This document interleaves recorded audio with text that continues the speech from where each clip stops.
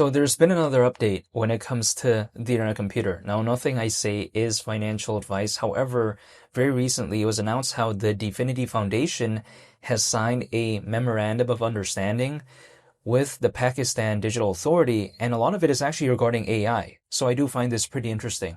However, people like to tell me that when it comes to ICP being below $3, why do I even care about this? Well, I'll talk about that later in terms of the price, but I want to talk about this real quick because I think this right here kind of puts the internet computer in a bigger scale, right? Because a lot of people like to tell me that, oh, if a project is not Bitcoin, if it's not Ethereum, that means it's useless.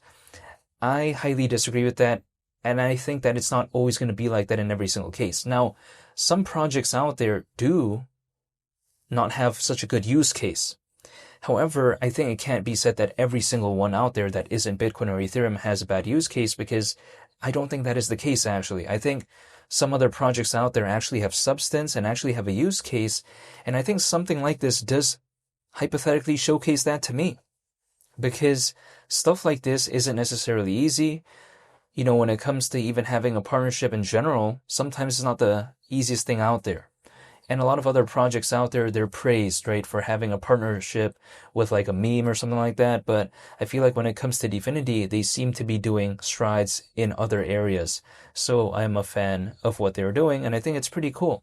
However, also on top of that, I think this kind of also puts more of this narrative that the internet computer does have an aspect of AI. Because when I first believed in ICP, the narrative when it comes to AI, it wasn't really there.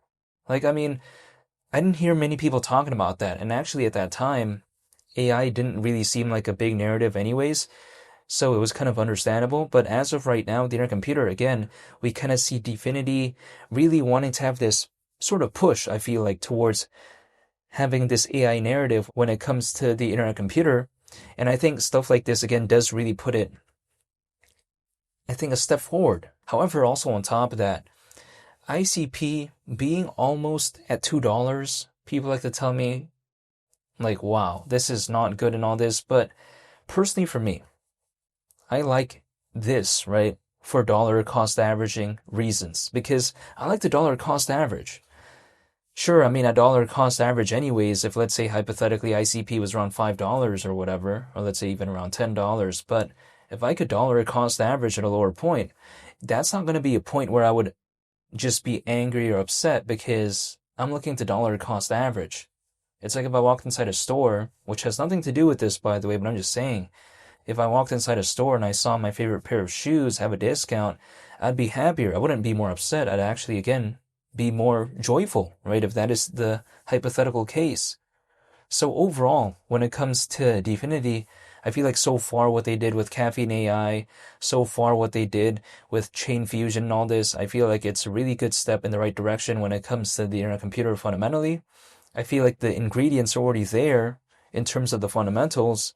I feel like now the missing ingredient feels like a hypothetical altcoin season, which I'll never be able to know as to exactly when it could happen. However, I feel like, to me anyways, if the only missing ingredient for a project seems to be a hypothetical altcoin season, I feel like there's not much for me to complain about, because it feels like the fundamentals are already in place. And the thing about this space is, personally for me, it's kind of like a waiting thing, right? So as long as I can still live my life and all this type of stuff, I just kind of feel that if I have to wait, it's like whatever. I just don't want to leave like that and just exit and just lock in all of the downwards movements, which I clearly don't want to do.